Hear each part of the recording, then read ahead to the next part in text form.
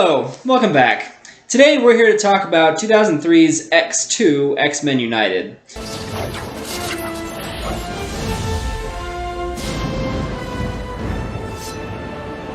Starting off with the plot and story, I really enjoyed the story of this movie. I thought it was way more interesting than the first one and a lot more intense than the first one was. Yeah, for sure. The first scene of this movie starts with Nightcrawler, who is attacking the President of the United States, as commanded by Stryker. Yeah. And that scene was really cool. I really enjoyed it. It was fast-paced. It had quite a few cuts, but they seemed, fair. Yeah. So it didn't, bother me in any way. However, they were still really using Lincoln to push the anti-racism thing. This movie was full of anti-racism things. Yeah. But, that's cool. I'm not. No, it's good. I like the symbolism of it all. What I really liked about the story of this movie, though, was that this is the clearest direction I think we've seen in a superhero movie up to this point, where it was the plot was Stryker wants to eliminate all the mutants, so he kidnaps Professor Xavier, who he uses to create his own new Cerebro designed to kill all the mutants. Mm-hmm. And the whole point of the movie was the X-Men were trying to stop that from happening. And so it was just so clear and direct, and it was a good enough storyline that I was interested the whole time. And there was never a moment when I felt bored during this, or that I felt like the plot was meandering too much. It moved, it had a direction, it went for that direction, and I really, really enjoyed it. Yeah, definitely. And once again, we get new characters, and we don't get mindless backstory. Yeah. I will say there was one scene where the Iceman is Bobby Frost, I think is his name. Probably. Is just coming out of the closet to his parents about being an X-Men or about being a mutant. Mutants, yeah. Which was just so obvious. Oh yeah. No, but the whole thing was just it was always moving forward, but sometimes I was just no, you didn't need to do that. We know. We get it. That would be an uncomfortable conversation. But it almost felt like they were making light of, homosexuals, coming out of the closet. The mom is well, have you tried not being a mutant? Well, but see, I think they were just trying to make it clear how ridiculous it is when people say that to their kids. Yeah, that's fair. I thought it was just a fun little poke at actually not the mutants, but the people who were trying to oppose it. Yeah, I think that's more of what it was to me anyway. I get that. But yeah, no, I really did enjoy the story as a whole. I gave it a 4.5 out of 5. It was always progressing. Some things didn't really make sense, but it didn't stop me from enjoying it. When Magneto, I didn't even notice, but Magneto is just standing in the middle of a field, and he knows where the plane is going to crash. Yeah, he saves the plane. Yeah, but things like that, movies take liberties like that all the time. So I'm okay with letting that go. I gave it a 5 out of 5. This is the first time that I was I love this story, I love this plot, I love the way they're telling it. There I had no beefs with it. It was great. It was 5 out of 5 for me. Have you tried not being a mutant? I thought that the acting in this movie was pretty good. I didn't have any complaints with any of the characters. Once again, I think that the biggest issue with this movie's acting was kind of similar to the biggest issue with the last movie's actors, and that is just that nobody really stands out as a phenomenal actor in this movie. One character I didn't particularly care for was Stryker. I thought that he was kind of a boring character. The way he was acted was just kind of I'm evil. Maybe the way he was written, let's put it that way. The way he was written was just I hate mutants and I want to kill them all or experiment on them. Yeah, I see where you're coming from on that. He didn't have a lot of personality, and I think I miss why he was doing it. I know his son was a mutant, and maybe that turned him against mutants. I don't really know, but yeah, he was a little bit chilling to me in the fact that he was so manipulative to people, and the way that he he experiments on his son and basically turned him into a vegetable. That idea is really creepy to me, and the fact that he's willing to do that to his own son makes him his son was creepy. Yeah, his son was very, very creepy. So all of that was pretty dark, and he was a pretty brooding villain to me in that sense. That he just did not he was so detached from humanity that he'd be willing to do that to his son, and then to wipe out an entire race of people. So, to me, he's a very demented villain. I didn't have any beefs with the way he acted, but like Ben said, nobody really stood out. They were all good. I had no beefs in the. And actually, I will say this. I enjoyed what is his name? Ian McKellen as Magneto. Yeah, I enjoyed him a lot more in this one than the first one. I don't know if it's just because he had better lines written, which there were a lot better. The script was much better in this one. It was significantly better. So he had more to work with. So I think that might have been it. But no, I liked him a lot better. I still love Patrick Stewart as Charles Xavier. Sir Patrick Stewart as Charles Xavier, and Hugh Jackman is still good. Like, they're all good.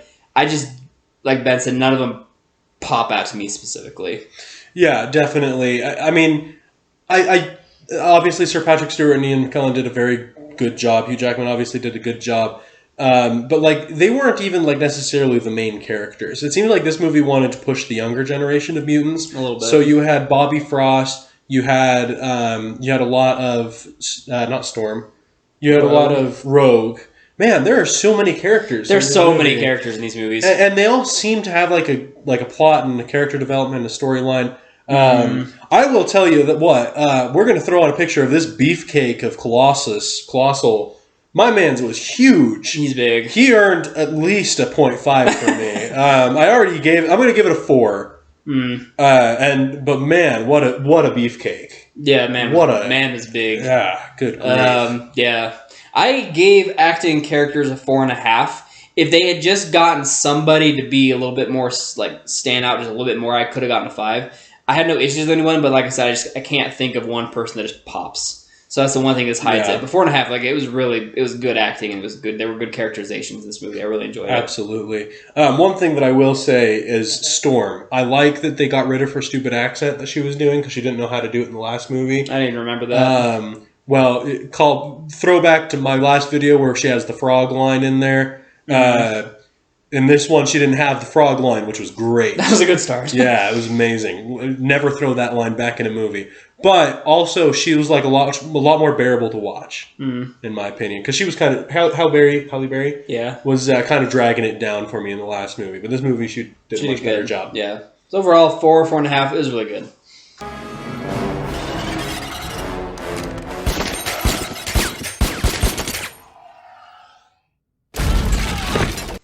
As far as the action goes, I liked it a lot. Like, I remember watching the action sequences and being, oh, that looks really good. This looks really cool. But looking back at it, I can't remember any specific scenes. Oh, man. So, like, I don't know. Do you? Yeah, yeah. I don't. There's no scene in this movie that really stands out to me as, like, this is a really cool... I liked the opening scene with Nightcrawler attacking the White House. Like, that was a cool scene. I remember there was a fight between Wolverine and, like, Lady Wolverine or whatever she was. X2 or whatever. Yeah, that's the scene that I wanted to bring up as far as action. So I did like the White House attack scene. I already mentioned that. It was pretty cool. It was cool to watch him use his powers in a way that was, like, unstoppable, right? Yeah, like nobody stood a chance. However, the scene with Wolverine and who I assume is X2 was phenomenal. It was so brutal. I mean, it was just like, it was exactly what you'd expect between those two people. And it's like, you knew that they could not win. Like, neither one of them could win. They had the exact same healing factor. They had the exact same immortality. And the only way that Hugh Jackman was able to win was by injecting her with a stupid amount of adamantium, which then solidified, so she just became a statue, which was so dark and so great. It was an amazing scene. It was shot very well. It was so brutal and heavy feeling. I really enjoyed it. Yeah, I mean, I remember thinking to myself that very thing, though. I was like, how is this even going to end? Because none of them can die. And that might have taken me out of the scene a little bit, because I'm like, well, this seems kind of like a pointless fight. But then it did end. It did end. And it made sense the way it ended. And it wasn't just good. Like he hit her until she was knocked out. Like, no. Like, it was good. It was a good scene. But, like, yeah, to me, I remember there being action. I remember I liked the action, but I don't remember specifics very well. Fair. I give it a 4. I gave it a 4 as well. Yeah, I give it a 4. It's good action. It's definitely entertaining to watch. It's, for whatever reason, it doesn't stand out in my memory. But 4, very good. Definitely.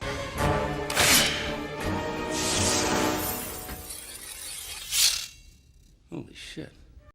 Cinematically, I didn't have any issues with this movie. I thought that it looked pretty decent. The costume design is pretty good. They made Wolverine's hair just a little better. I understand that comic book Wolverine's hair looks like that, like it did in the first movie, but it kind of bothered me because why would he wear it Yeah. like that? Like, you're in Canada, dude. Yeah, I People agree don't with walk that. around like that. Anyway, costume design was a little bit better. Makeup design was a little bit better. I like that they didn't have anybody doing fake accents. I like the way that they portrayed Nightcrawler. I think he looked pretty good. Like, we knew... Like, obviously he didn't look human, and he looked kind of eerie like a devil, but he looked good, and, like, the scars on his body were kind of cool, and, like, the makeup design, it didn't take me out of the movie. And an example of makeup design taking me out of a movie, look at Insidious. Good grief, I hate that movie so much because of that one Darth Maul-looking demon. Throw a picture of him up here. Anyway, cinematically, I didn't have any issues with it. I guess, like, it just didn't push the envelope on anything, so I just gave it a 4. Yeah, I mean, I pretty much agree with everything that was said about the cinematics. What I will say is they were worlds better than they were in the first one. Yes. Like, very obviously, there were several points in the movie that Ben and I were actually like, wow, this looks and sounds so Night much and day better. Like, the biggest thing for me was the script was so much better than it was in the first one. And I mean, I liked the first one well enough, but, like, this was just so much better. And, but, like, yeah, like Ben said, I don't... It's like they had twice the budget. Yeah, honestly, kind of felt like they did. They did. No, that would make sense. But yeah, nothing... Like, I didn't love anything about it. I still don't like the score. I still couldn't even tell you what their main theme is. Like, it doesn't stand out to me at all. That's true. The score is weak. Yeah, the score is really weak. But yeah, I gave it a 4 out of 5 as well. It's good, and I enjoyed a lot of it. Just nothing pops. But yeah, it's good.